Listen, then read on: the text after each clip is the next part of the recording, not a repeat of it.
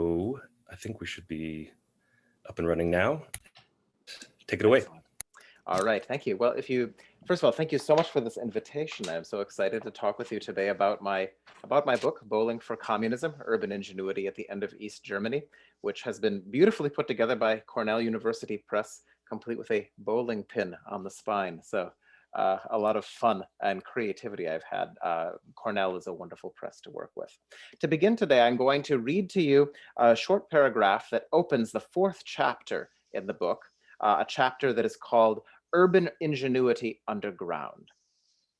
And while I'm reading, actually, I will also project for you the opening slide of my presentation. You should all be able to see it now. Carter, do you see it? Excellent. So, it was a bowling alley like no other in all the world.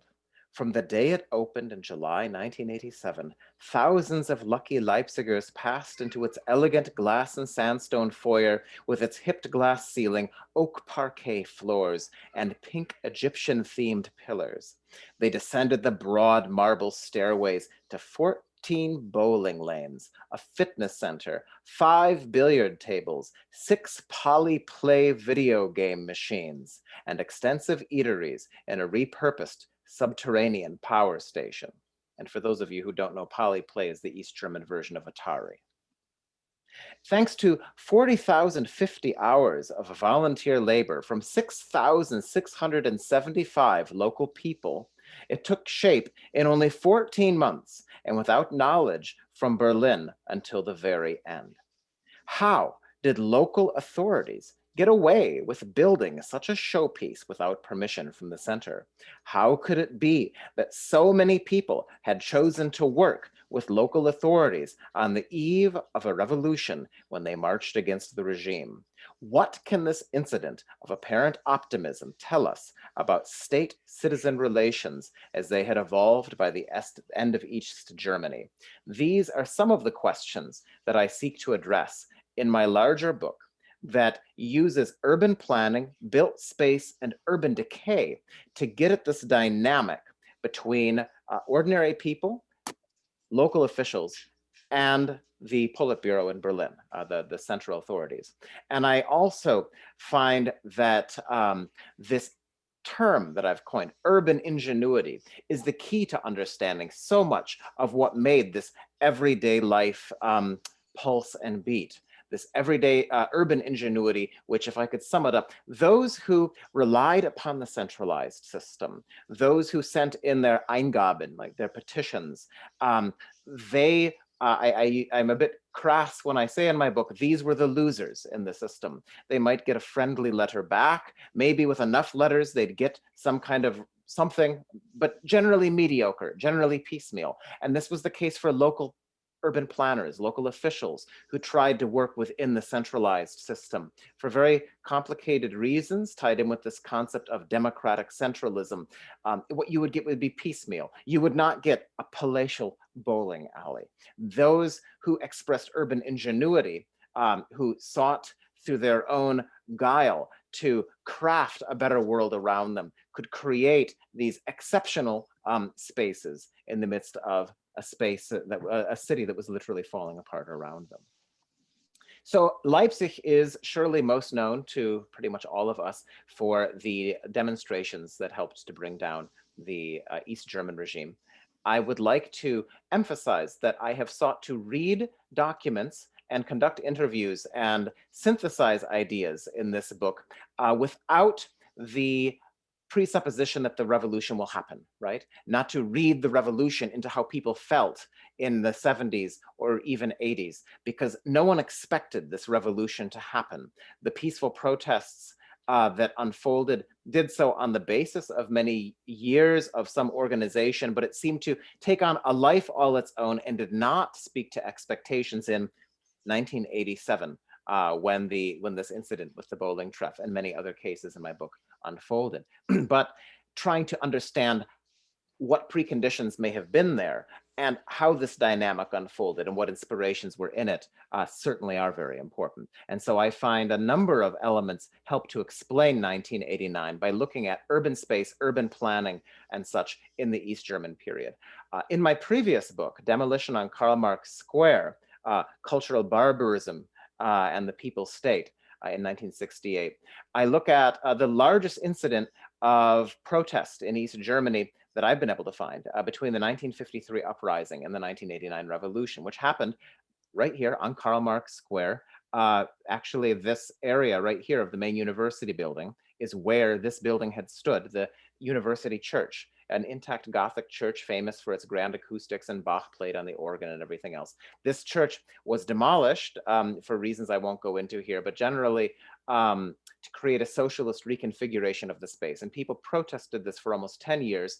And this was a moment in which a willingness to work with the regime in the space of urban planning was dealt something of a mortal blow. After this, people didn't really believe that they could have a role in crafting the urban space. In the late 40s, people took part in architectural competitions. They had creative ideas. They wrote letters about the urban space itself. This ended really after 1968. And people try to survive really in this rapidly decaying city to craft their home space and ultimately to get something out of the system for themselves rather than build the system up.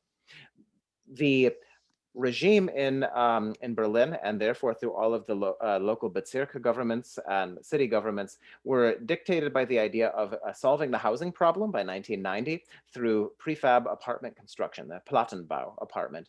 And therefore the inner cities were basically slated for obsolescence.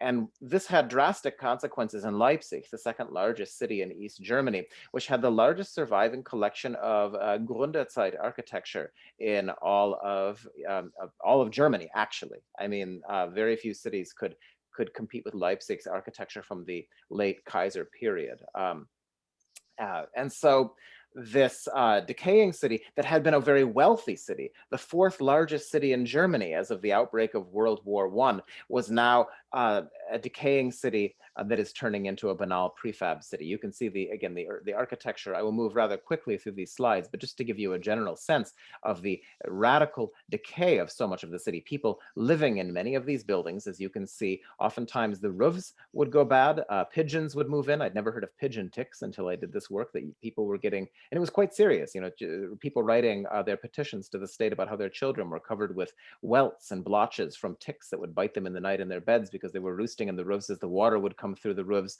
A good portion of my book deals with this drastic decline in urban space, and a desire by many people, despite the decline, to live there anyway because of their neighborhood community, their sense of connectedness to the city. They didn't want to move into the alienating space of a Plattenbau, where they wouldn't know anyone or have a connection. You can see here the roof is decayed, and people are still using the ground floor and the first floor. People would steadily move one story down more and more because they couldn't repair what was left in the city. Here you can see the Volkmarsdorf neighborhood. You can see the Fernleitung of heat, I mean, and the creation of Plattenbau apartments, the city of the future, which looks nothing like the city as it had been there before. This was also paired with ecological disasters. Leipzig was famous for its brown coal pits just outside the city limits, poisoned waterways. So, and all of these factors coincided in creating this sense in 1989, can Leipzig still be saved? Ist Leipzig noch zu retten? Was the name of the first free documentary in East Germany that was aired on German television just weeks before the fall of the Berlin Wall. And these pictures, at first people were aghast across East Germany that Leipzig was in such a state, but then they said, actually, I notice Leipzig all around me when I look at my town, when I look at the decay in my midst. And in that vein, I have sought in my book, although it is a book about Leipzig, it's really a book about East Germany. And I was able to find many examples in archives, Samizdat and interviews about Potsdam, Halle, Görlitz. There are many other cases I try to gesture to.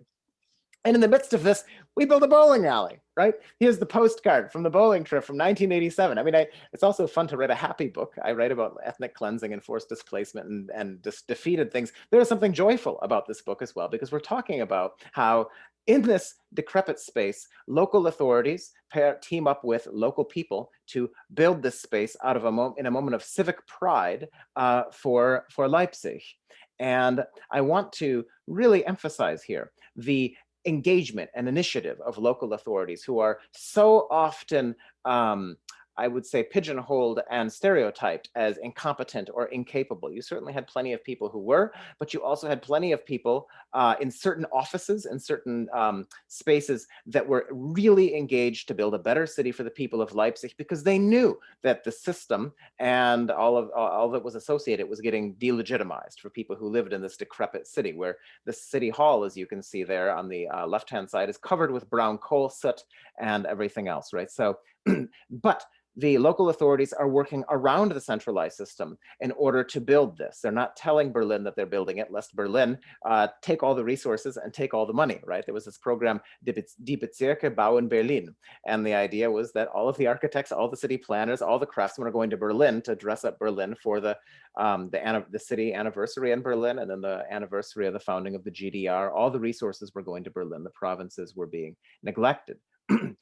Local citizens, at the same time, worked with their leaders to get something out of the system. The local leaders said these people are, to use a figurative term I come up with, bowling for communism, right? They're taking part in this because they believe in communism. And in fact, the people are taking part in this because they believe in Leipzig.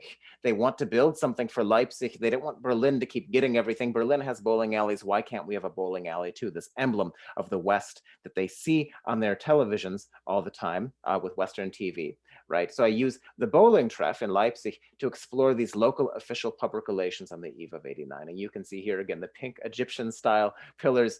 This is a rare example, perhaps the ultimate example of postmodern style in former East Germany and perhaps all of the East Bloc.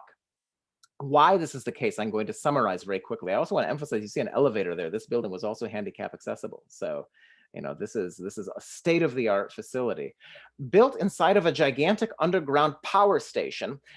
In the 1920s, a huge underground hall was constructed right across from City Hall in Leipzig with reinforced cement. So you think about Leipzig, you think about the Völkerschlacht-Denkmal, this gigantic monument built out of poured cement.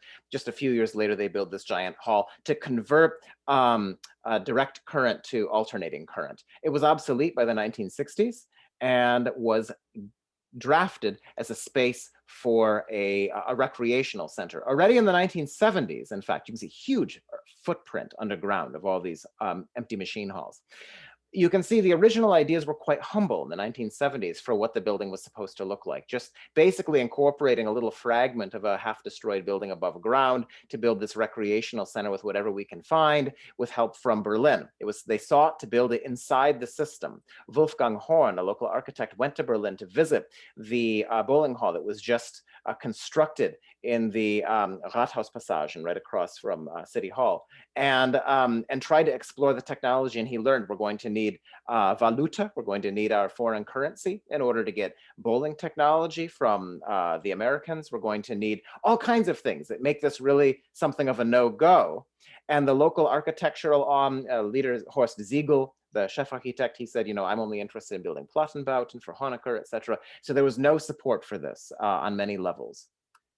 And so it was going to have to be a Schwarzbau. It was going to have to be an illegal structure. And your local recreational minister had already been putting a lot of time into building some of these illegal structures. This is a cafe, zur Schäferei, that was built on top of an area of the city that was built over coal mines. These were the older coal mines that weren't strip mines. So you can't build a building on it. It was just an open meadow. And he was able to construct, without permission actually from the architectural offices in this case, a cafe with a little motif with a little shepherd and everything else, where people could go and just have a nice, you know, a nice beer and enjoy the day and then go for a walk in the meadows. And what I want to also very much emphasize here is this: we would almost find it a bit maybe kitschy, a bit homey. You can build whatever you want when it doesn't have to be approved from Berlin, right? And so that these little projects are going through thanks to some very ingenious finance work by local finance ministers I was able to interview. They were given reserves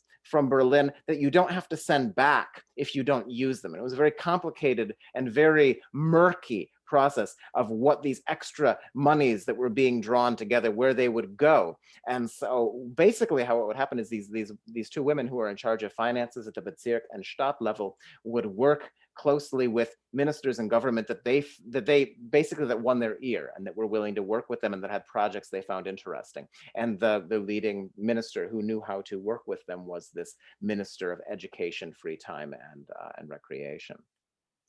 You can see here a blueprint then of what this bowling trough is going to look like. It was a octagonal structure, it's a postmodernism, right? We're always citing things in postmodernism. It's a citation of a panorama building, actually, that had stood on the site before the Second World War. You can see that the local population knew about this. The Stasi knew about this. The Volkspolizei knew about this because they were guarding the building site.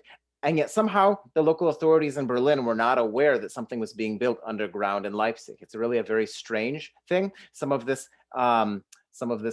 construction taking place in many ways, not so very secretively, but still happening without Berlin intervening. I want to also emphasize, again, I went to the Stasi archive expecting to find all kinds of records about an illegal building, and the Stasi didn't care at all because they're interested in people not leaving the Republic. You know, they want to keep people from leaving Republikflucht. This is something the local authorities are actively doing, and so the Stasi were watching it, but not worried about it in any way, shape, or form. This was not a sign of resistance for the Stasi. Again, this model is wonderful because you can see the sheer extent of the underground halls that are going to be converted into the bulk of the bowling alley, while the above ground areas for cafes and ticket sales and just enjoying the sunshine that will come to the state-of-the-art glass ceiling. An inspiration architecturally was the Gewandhaus, which was completed not so many years before, right on Karl Marx Square. There's a rumor, an urban legend, that many of the materials from the Gewandhaus were used for the bowling trough, that they somehow hoarded some of these materials, and that is not true, but it speaks to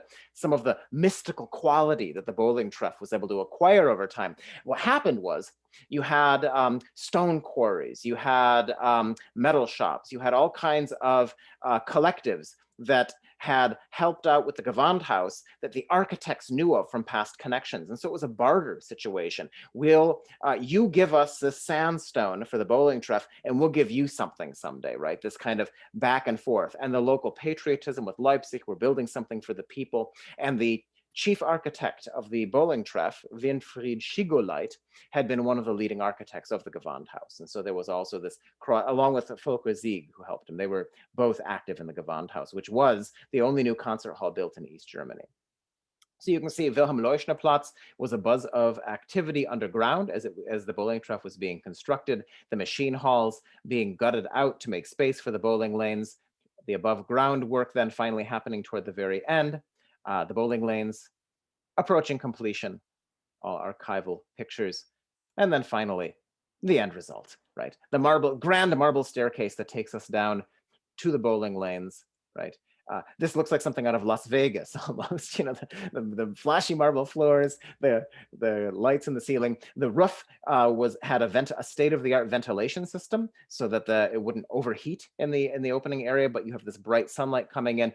And Winfried Schigoleit also designed a glass ceiling to go over the bowling lanes to allow light into the dark spaces underground. You can see some of that up here at the very top. The light coming in on the finished bowling lanes that were finished in plastic, right? Because plastic is state of the art and an icon of East German culture as well. And the bowling lanes, the technology was outfitted through the Hungarian company Velati, who had a license with Americans that they somehow adapted. And that connection was made in the Leipziger Messe, the Leipzig Trade Fair, that an unofficial connection to get the bowling mechanisms.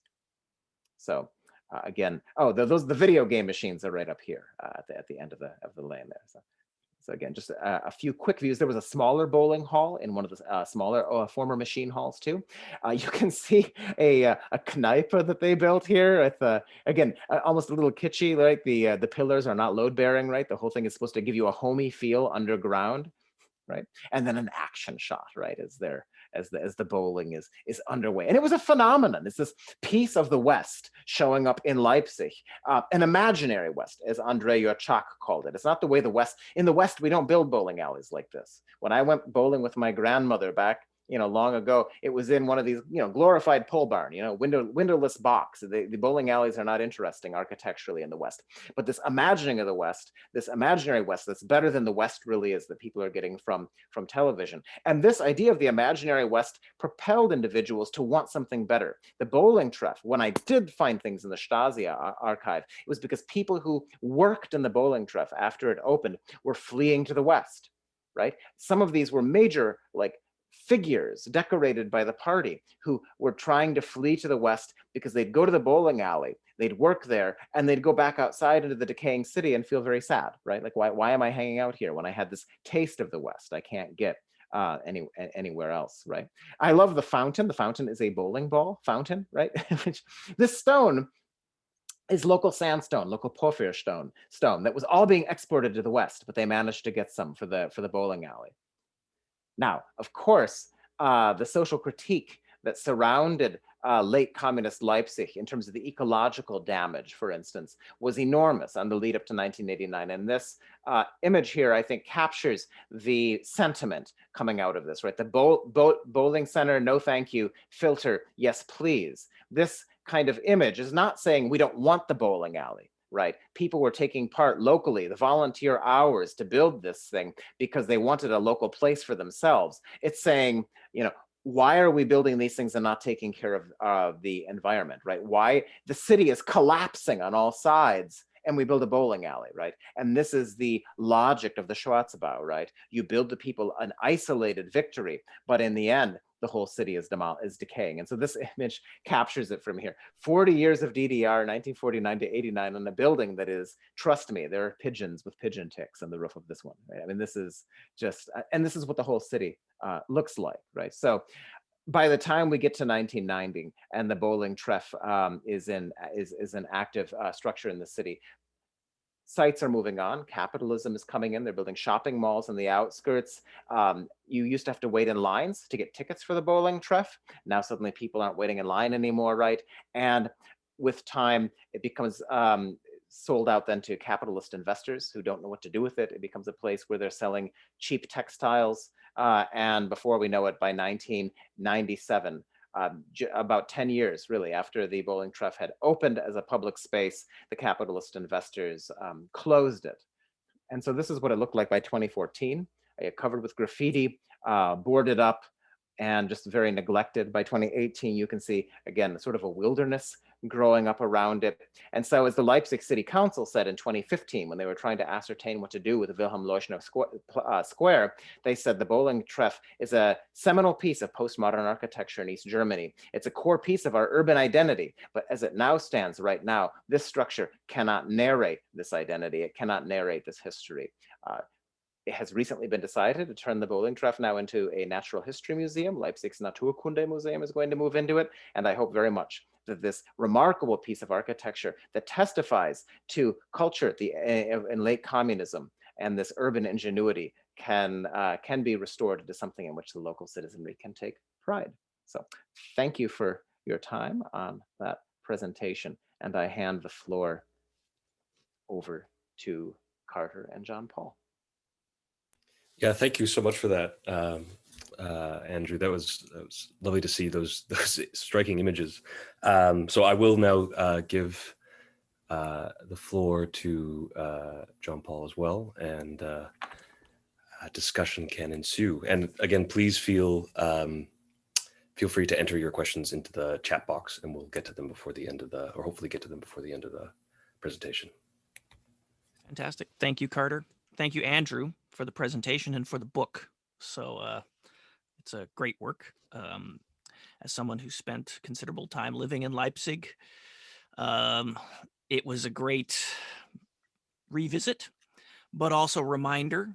After such a passage of time, there are certain things that tend to get downplayed in one's memory, and certainly the catastrophic state that the city found itself in at the end of the 80s is something that somehow seems to disappear from memory or get downplayed. I mean, anyone who knows current day Leipzig, it would be very difficult to imagine the scenes, some of those scenes that you present in the book. Although I have to say, I first I first moved there in 1999, so 10 years after the Wende. And it was, I would say that was a key point in the development. It had reached a certain tipping point. The renovation work had gotten to an extent that newly renovated apartments were suddenly semi-affordable. But there were huge swaths of the city that still looked very much like what you present there. And when I went back to live in 2003, 2004, I ended up in Volkmarsdorf, just around the corner from the Lucas Church, which you present there in some of your pictures. And things had changed, but not dramatically. Not dramatically. So I think the central story, the central case study that you present there is so useful in illustrating all those different strands of everyday life. And that was what I found really helpful. I think, in particular, this idea of making do and the provisional is something that really helps us to understand better what was going on and how people, like you say in your book several times, how did make people craft tolerable lives in intolerable circumstances. And the bowling treff really does allow you to go down a number of avenues to illustrate exactly what was necessary to have a meaningful life in an urban center in the GDR. And that urban ingenuity that you talk about is a really helpful term.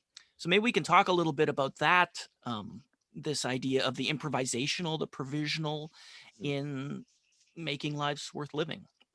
Yeah, absolutely. Actually, what I'd like to just reinforce is that everyone was doing it too, or a lot of people were doing it. Right. When I was doing research at the Archiv Bürgerbewegung, which is a wonderful, completely unknown archive in on the outskirts of Leipzig, collecting documentation about the 1989 revolution, really almost since the revolution happened, and the people who oversee it are still people who had been part of that revolution. I'm working in, it's called the Haus der Demokratie. It's actually the old building of the Stadtverwaltung, the Stadtleitung in Leipzig. There are all kinds of other offices in this building, you know, the local Umwelt office and all these other things. Actually, the Bundesvertriebenen has their office there too. And as I was working in the archive, I talked to one of the archivists about this idea of urban ingenuity, and like, well, you should go talk to, you know, Matthias Wolf. He's down in the Umwelt office. I think he renovated his apartment back in the time. And I talked to him, and then his secretary, who's in the room overhearing us talk, says, oh, I did that too. And before you know it, we have a conversation about how they would hoard bathroom tiles and trade them, or maybe use them in the next apartment, or this sort of thing. It was just a common measure in everyday life. And there were unusual alliances that formed too, right? I mean, this idea of squatting, which in the West takes on such a political connotation, that is something that you'll see. I mean, we have this idea of the East German state being so repressive, but it's in Frankfurt that the city is going after squatters with dogs and some serious brutality. And the students are often occupying buildings in the name of ending capitalist exploitation, like for political reasons. In Leipzig, if you're a young person and you want an apartment, you don't wait for the local authorities to give you a new apartment in a Plattenbau, because you're not going to get it. You move into one of the many uninhabited apartments and you squat. And the Stasi knew about it, and they didn't care at all. A few of them, a very few of them, were politically active. The fellow who was holding the Bowling Zentrum 9, Filter, ja bitte, Right. he was one of the squatters, actually. But that the Stasi watched because he was so political. But there's most of them, you move in, you're squatting. The old lady who lives next door, she says, hey, do you young men think you could go and help me with my roof? Sure, ma'am. Go to the abandoned building across the street, steal some roof tiles from the top using that mountain climbing equipment you used in the Erzgebirge last summer, and go back and you put the roof back together over the old lady's house, and she'll cook you a nice meal. You know, that's the kind of very intimate neighborhood culture that comes into being because of this deficit of assistance coming from above. Exactly. And I mean, I think that in the post-Wende period, obviously, for political scientists, historians, the urge to go to the archives is, of course, you cannot beat it. It's incredible. It is, Yeah. but it has, I would suggest, skewed very much our perceptions of the everyday. And as you say, once you start peeling that onion, it just keeps going. I mean, it's everywhere in the society. And so it's a great, this book really does help you to explore that. So that's fantastic. I also thought it was really interesting the way you tease out the difference between the central authorities and the local authorities, and this difference that again flies in the face of a lot of how we understand those relationships. The local authorities had an interest in representing local interests and often tried to do so within the space that they could find, and that meant illegal activity often. Exactly. And you see that in Leipzig, but you see it everywhere in the GDR. You do. So You do. that I thought was really fascinating. Yeah, yeah. So that was one thing. And I mean, the Schwarzbauten, whole Schwarzbauten, the illegal structure history, they exist in virtually every East German community. They almost all came into being in very similar ways to Leipzig, partnerships between officials and other movers and shakers in society, often providing something more for their communities that may have been on the drawing boards. Often these projects are on the drawing boards, but the resources are never approved. Exactly. Exactly. And sometimes too, there were cases where a Schwarzbau would be constructed and the central authorities would slap you down. There was a case, for instance, in Magdeburg that a colleague of mine was looking at, where the central authorities said, you know, you're going to build this Schwarzbau, that means you have these resources. Your punishment, all the resources you've been putting together for it and all the workers who are building it, you send to Berlin. And that did happen. There was a risk in doing this. That was the risk. Not that they're going to lock you up, not that they're, but they may want this for themselves. That's another reason, though, too, in the very planning of this structure, they knew this was the case. And so the architect, Schigolite, designed the bowling lanes too short, like a foot too short to be, or just a few centimeters too short to be used in international competitions. The idea being, now the authorities in Berlin can't come in and use it for every Sportfest because it is designed for local people to just go and have fun. We don't want them to take it over. Fantastic. Fantastic. My favorite Schwarzbau story that I came across, I was in Guben. So GDR fans will know it, of course, by its honorific Wilhelm Pieckstadt Guben. He was the first and only president of the GDR. It's a town down on the Polish-German border. And they were home to a very large textile mill who had one of the GDR's best female handball teams. It was the pride and joy of Guben, but it didn't have a proper arena. And their sponsor was, of course, the Textile Kombinat, and they tried to agitate for this facility and were told under no circumstances would they be allowed to. So they applied for a cafeteria built to the exact dimensions of a handball court, and they created it. So they had this new state. I was shown it there when I was there a couple of years ago by a worker, veteran, and he said there were, however, no stands. There were no fans could play, but they had an official Olympic quality handball court that was sold as a cafeteria. So this was a sort of urban ingenuity that one needed. Exactly. And it was ubiquitous. And I loved your comment about the archives, because it is so true. The 1980s are becoming history. Winfried Schigolite, the architect of the bowling treff, just died a few days ago, and I had the opportunity to talk to him, as did my friends who did a documentary film about the bowling treff recently and shared some of their transcripts. But now is the time to do research on the 1980s, especially if you want to talk to people who were professionals of professional age at that time. And I am shocked at how little work there is outside the archives.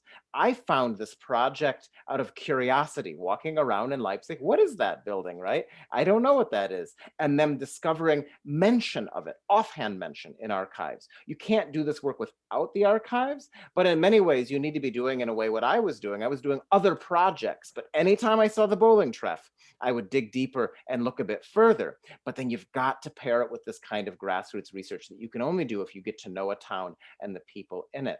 And so a plea I actually put into the book is for more people to do exactly this kind of research, because the research on the second economy in the East Bloc really dwindled after 1989 to nothing, right? Gregory Grossman famously coined the term and did a lot of research and inspired some scholarship in the late 70s and early 80s, but then it went away. And if we don't do this research now, we never will be able to. And so to be able to bring in more than the sort of offhand comparison that I can do with Magdeburg and Görlitz and such, you need to have this kind of grassroots work. And I'm excited to say that the Institute for Regional Planning, that basically has the old DDR planning archive in Erkner outside Berlin, they're initiating right now a project that is doing this kind of interview work in the former East German space, and to be able to enable this. So I'm hoping to work with them this summer. Yeah, if I can ever travel again. Yeah, I think you're so right. Now is the time. And it's so exciting to read these oral histories and so enriching. I mean, I think back, I literally passed the bowling treff every day on my way to work when I lived in Leipzig. So I lived in the Südvorstadt, and I would walk up there, and I worked in the Peterstraße, so in central Main Drag. And I remember, some of the locals, what was that? And they told me, said, oh, it was a bowling alley, it's closed. That was basically the story. And that was a time, so it was the 10-year anniversary. And I remember having conversations with my friends there, most of whom were West Germans who had moved to the city to study and then stayed because of the exceptional quality of life and opportunity that Leipzig offered people. So my roommate was an East German, and I worked with a lot of them. But anyway, they weren't interested. At that point, the page was still being turned somehow. There wasn't much validity to that past, and that didn't change much when I went back in 2003, 2004. The people were there, the players were there, they were accessible. There wasn't much recognized value. I like to tell the story. I went back to do research for my master's thesis, which was about how Leipzig had edited manifestations of the GDR in the cityscape in the first 10 years. Yeah. And I went and sat with the head of historical protection for the city of Leipzig, a West German, not too surprisingly. And he told me that he felt his job was to ensure the continued existence of these artifacts for at least 20 years, because no reasonable debate or assessment could be made before that. And I don't know what your impression is, but I do sense that we have reached that tipping point where the distance is enough, the emotions and the ideologicalization of the discussion is now at such a lower level that we can make an assessment. Is that your... I think that we're approaching that point. The trick is always the question of the investor, right? When the investor shows up and wants that property, sometimes even that which seemed so, I mean, a great example of this is the post office on Karl Marx Square on the eastern side. Right, it was a state-of-the-art construction. It was the first Stahlskelettbau der DDR, right? And it was right there as the most modern post office for the people, full of all the iconography and all of this. And there's all kinds of things that happened there. But 1962, I believe, it was finished. So very good example of cutting edge modernism on par with what they're building in the West at the time. Right.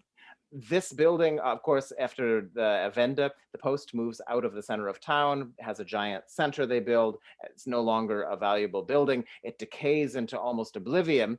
And in order to attract the capitalist investor for the structure, against protest from local art historians, they malformed it. I mean, they put another story on top, they changed the color of the glass, there's almost nothing of the original substance inside, and then they throw on this almost kitsch that, oh, it's an East German building.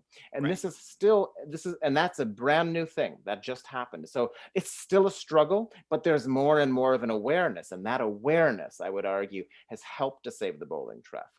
And another thing that saved it, I would say, is the underground machine halls. These things are intact. They thought that there was water in the underground because of seepage through the cement. It was from the sky windows that have been broken by vandals. These cement walls are so well made that there are no cracks in them. They are still completely, dicht, right? And that costs a lot of money to destroy, and it could be useful for something. And so the area has languished. It's great to hear that that the site has a chance for rehabilitation and use. That's the hope. But I mean, that conversation did start to turn. So 2005, You're right. 2006, then You you are right. started to see that so-called third generation East Mhm. of people who are articulating the value of this and the connection to histories. And those people are now slowly getting into decision-making positions. Yep. And I think that's been really helpful. In the case of Leipzig, they did an excellent job erasing the GDR from the center. I mean, if you go to Augustus Square, the main square, it's still very clearly present. There's a balance, I would suggest, between the various histories there. The square is not an entire success, but it does represent Leipzig's pasts in a convincing way. But elsewhere in the city center, they did a fantastic job erasing things, and we could debate all those. Those are highly subjective matters. But I do remember, as someone who had no personal, the Brühl, the whole setup. This is on the north end of the old town square. Was a high modern, as you would have labeled it, East German development, very much so. At its time, considered to be quite a high level bit, and also an important residential tract. It was in the center of the city. Affordable housing in the city center, which is a Exactly. challenge now. And Exactly. although, so I'm just to mention my ongoing research comparing Leipzig, Frankfurt in West Germany, and Wrocław, Breslau in Western Poland, this comparative project that's been going on, that was sort of the seed for all of these projects I've been doing, that hopefully is coming out next fall. This coming fall, that book helped me to realize some of the parallels too, right? And this hatred for the modern style and brutalism and such, it's a global phenomenon. And so in many ways, there's as little left of the DDR modern phenomenon in Leipzig as there is of the West German modern phenomenon in downtown Frankfurt in many cases. And what is retained often, you find towers like the University Tower in Leipzig, right? And also this decorative style of the 50s. So in the West would be this sort of small scale gabled modernism, but in Leipzig, the Stalinist ensemble on Rossplatz, right? Nobody ever talks about getting rid of Stalinist buildings. It's amazing. I mean, if you want to talk about tainted architectural traditions, exactly. You could make a very strong case for the Stalinist, the neoclassical Soviet, as being much more problematic than the modern Plattenbau. That was part of an international language, very clearly. Exactly. So just to cut in a little bit, we've got a couple questions from our audience. And the first one was from Tim, who asked if there was an overlap between those ordinary people who used urban ingenuity in various ways and those active in the peaceful revolution. So I would answer with that wonderful German word of Jein. You definitely had that. I think that for a lot of people, the overlap is very subtle and everyday. You've been living in such a way that to repair your apartment, to live a dignified life, you've had to work around the system. It's become instinct. And so when the system itself is threatened with being toppled, why do you need it? Why do you need the Politburo when it's been a hindrance to your life for all of these years? And now that the revolution is gaining momentum, gaining steam, and you see the placards on the square at the time about environmental catastrophes, dignified housing, the city is in ruins, among others, about Stasi observation and such. You see urban decay and this question of urban ingenuity were one key factor that illustrate this process, but it's one factor among many, a factor that's been neglected up to now, and that I really wanted to draw out. So you do also have individuals like Uwe Schwalbe, who had the placard, give us filters on the smokestacks, don't build us a bowling treff, who had been like, these were the political squatters, this very small percentage of them, but they have a disproportionate effect. And the last point I want to bring in, the Lukaskirche, which John Paul brought in the Volkmarsdorf, was the center of the revolution. We think of the Nikolaikirche in the center of Leipzig. The Lukaskirche was the revolution before the Nikolaikirche was. And Pastor Wonneberger there was, if anything, much more radical than Pastor Führer, who often gets so much credit, rightfully so. But Wonneberger was at the center of it. And what does Wonneberger does when he becomes the young pastor in the Lukaskirche? He harvests from a local collapsing house, 2 beams that he fuses together as the cross over the altar in the Lukaskirche. And it's this, I would say, I didn't find documents for this, but I find it uncanny, this metaphorical moment, like the crucifixion of Leipzig. I mean, there's an interfusing of this culture in the Lukaskirche of the protest culture alongside the complete decay of the surrounding neighborhood. Yeah, let me chime in here. I mean, I think that's one of the real strengths of this book is you do illuminate these various impulses that lead to revolution very convincingly. You make this case clearly about the urban decay and the surroundings. The dystopia really does inform the view. It was also wonderful to see Christoph Wonneberger play a role here. You are right to identify him as really the driving force behind those peace prayers.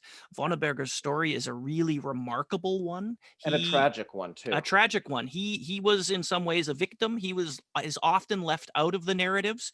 And you're right to say that Christian Führer did contribute greatly to the success of the revolution. He was the right man at the moment.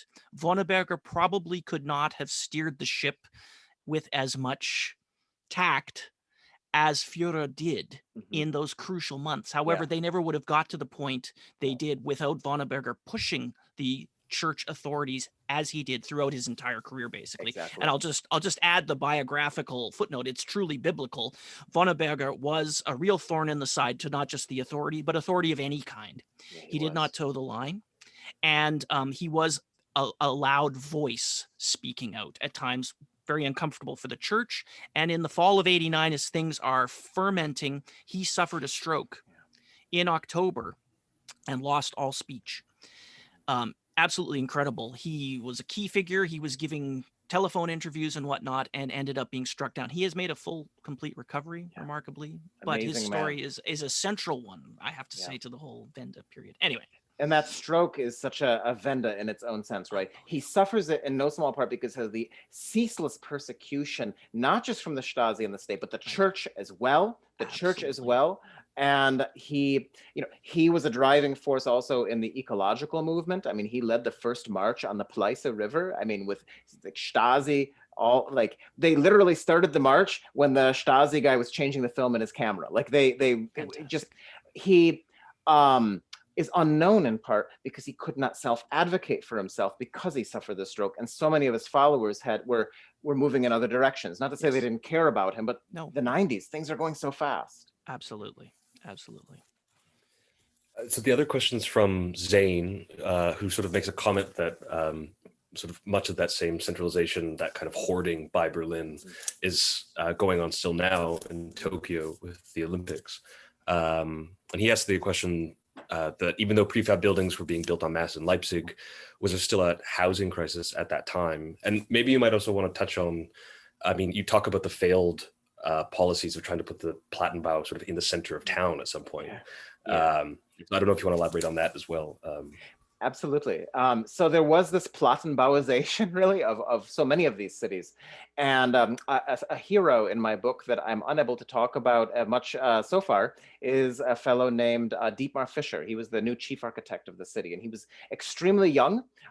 His predecessor, Horst Siegel, whom I mentioned, had been young when he took office. It was actually interesting because I was, in the archives, I'm 35, and each of them was 35 when they took on their role as chief architect. So these young, dynamic, Horst Siegel was a child of his generation. He's a child of expellees. East Germany made him as a technocrat. He learns about modern planning with Reinhard Paulik in Halle Neustadt, and he wants to do that in Leipzig. Solve the housing crisis, bulldoze the whole city, build the modern city of the future. This is coming out of the Ulbricht era, and then Honecker takes over. We're going to solve the housing crisis, and he translates this into Grunau, the second largest Plattenbau settlement in all of East Germany. So that's the predecessor. And he said, bowling alley, why would I do that? Schwarzbauten, what's that going to solve? We build Plattenbauten to solve the problems. So Deepmar Fischer, 35, coming out of a very different school. He's coming out of a very different school from the TU in Dresden, where there's a discourse amongst the young architectural students with some of the people who are older, who had been outliers up to now, integrating history into prefab construction and the urban center. It's part of a global phenomenon, right? It's happening in West Germany too. How do we bring back history in this uprooted situation in which all that was solid melted into air, right? As Karl Marx says, right? We've lost our sense of urban space in a negative way. We didn't find the utopia, we're finding dystopia. And so Deepmar Fischer said, what we're going to do is build Plattenbau apartments in the urban center that integrate with surviving historic structures in their scale. And I want to, the aesthetic result has been critiqued, it's been praised. It was very expensive. You lose all the advantages of building Plattenbau you do in the urban center. Suddenly, instead of bowing auf der grünen Wiese, right? You're building in the center. You have the crane to build the towers is on a narrow track and like an alley between buildings. Nothing quite fits right because Plattenbauten, they're like Lego blocks, and when the Legos don't fit right, you fill the gaps between the buildings with cement. I mean, it was very expensive, very inefficient. Although I bet the people with the cement between their apartments have amazing soundproofing.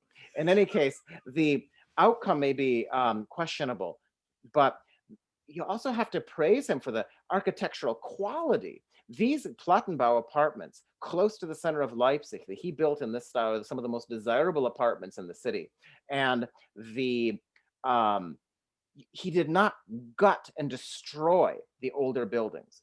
After 1989, when you have investors coming in with a lot of these Gründerzeit buildings, they will gut them. Sometimes they will tear them down and prop up the facades and put behind them new buildings. They're doing this all over the East Bloc, or building replica buildings, right? What is the old city hall building in Warsaw? They rebuild the facade and put a bank behind it, right? I mean, this is what they're doing all over Leipzig too.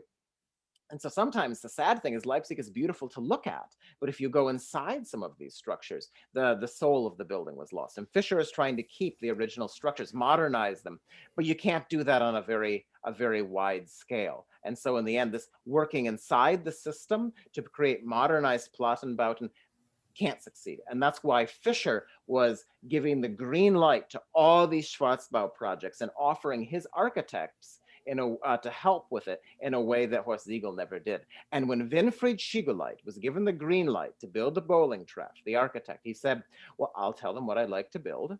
I'm going to build a wild, he never called it postmodern, but he's studying, like all these architects, you're studying the cutting edge theories. He builds what he'd like it to look like. What do I want this structure to be? And they built it. That doesn't happen in the West.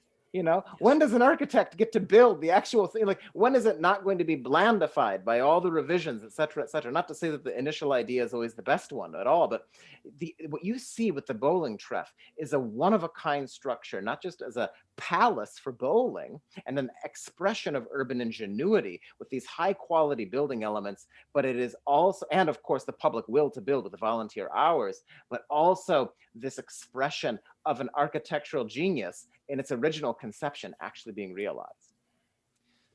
One of the things that we haven't discussed that I thought was a particular strength of your book was the way you demonstrated the continuities between Fischer and the team of architects and planners that existed in late stage GDR and what would happen in the rebuilt Leipzig of the 90s. I was particularly fascinated to see the personal continuity there. That really flies in the face of what we understood to have happened in the East. And this may be the exception that proves the rule. But to see how many people were able to keep their positions and have influential roles in the shaping of Leipzig, often to the plans or in the spirit of what Fischer and his team envisioned. Exactly. Yeah. And some of it isn't realized, but a lot of it is. And this idea of restoring the old streetscape, filling in spaces. They might have filled in the Sachsenplatz on Brühl anyway, had the DDR continued, if they had resources, which they did not. Right. But I know that like in Görlitz, there was a long-standing tradition of, can we save the city? Görlitz is, of course, celebrated today as this intact Renaissance city with this amazing architect. That was a vision of an architect back in the 50s, a planner who wanted, a guy named Clem, who wanted to do this and would do whatever he could to save the city as it was being so horribly neglected, right? Yes. If anyone's been to Görlitz, you probably have not been to the Plattenbau settlement just north of town, Königshofen. And that was supposed to be the city center. They were in the process of demolishing Görlitz and Erfurt, and so many of these other centers that are so celebrated today for their historic architecture, just as they were demolishing Leipzig. And we say what could have been lost. I also have to say what was lost as a result. Merseburg, Gera, large portions of Halle.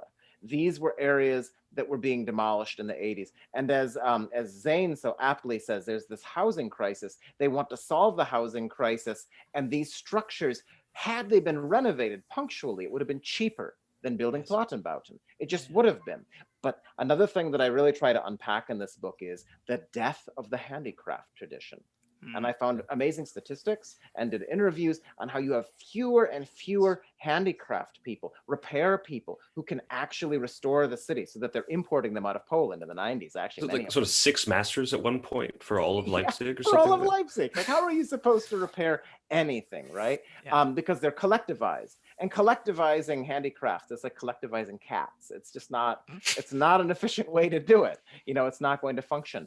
Even in the 70s, a lot of the repairs that are being done are by these, you know, septuagenarians, you know, these extremely elderly handicraft people doing it sort of on the side to get money for their families. So you illustrate that really well in the book. I mean, there's these anecdotes about how, you know, whenever anything beyond the norm was desired or permitted, then it turns to some son of some craftsman in some, you know, far off suburb. It's unbelievable, right? But there was really no alternative, right? I mean, they had created a system that could literally only churn out a prefab box. But it was all over the place too. I'm at the 50th anniversary of the demolition of Leipzig's University Church, giving a presentation from my second book, and at the reception afterwards, I meet the pastor of the former pastor of the church on Nordplatz in Leipzig, and he was opposing the demolition of the University Church. That's where we started. But then he starts to tell me about the process of renovating his church in the late GDR. And where's the church archive? In a box behind the organ in the church now. The Küster lets us in. We're trying to find this. Actually, no, the boxes behind the organ are all the other files. The GDR files are in the rusting little locker that's next to the organ. Almost none of it. And I wouldn't have been able to make sense of it. All these receipts with just people's names on them, like, it's hard to figure any of it out. But the pastor knew what it all was. So we sit down over a number of tea times. His wife made some very nice little tea cakes, and we're I'm scanning things, I'm talking about things, I'm transcribing things. We had a lively correspondence all summer. Then as I'm unpacking it, as I'm putting together the manuscript, because without him there, without that key of that pastor, the archive is useless. The archive is completely useless. And that's why this history has to be done now. Yeah, I guess that's a great point. I had one question about, I guess, an application today for sort of this idea of Schwarzbau. And I mean, if you think about the people involved in it, you talk about the Moritzbastei project, which had Angela Merkel working on it as a student. But thinking about whether in Germany or even in Canada and Toronto, I know that, I mean, we've had stuff like Rochdale College 40 or so more years ago, which is sort of an example of that, of a kind of semi-illegal action taking place in order to create a needed community space. But do you think that there is room for those kinds of projects today? Do you think that there's any kind of ability for, I mean, Leipzig obviously couldn't create a sort of bowling trip without the knowledge of the central government, but I'm just wondering if you have an idea for if there are strategies that can be learned from this ingenuity and taken to heart today.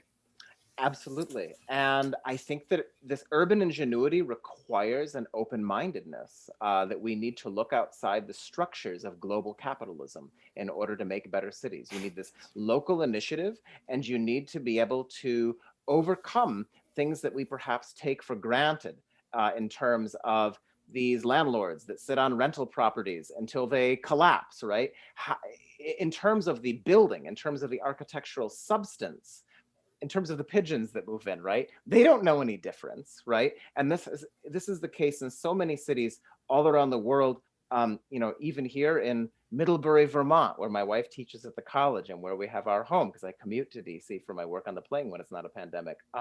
You have plenty of sites that could definitely be redeveloped to create more of a civic identity. But the problem is often that you have city planners and capitalist interests that are not able to think creatively in the space that they have.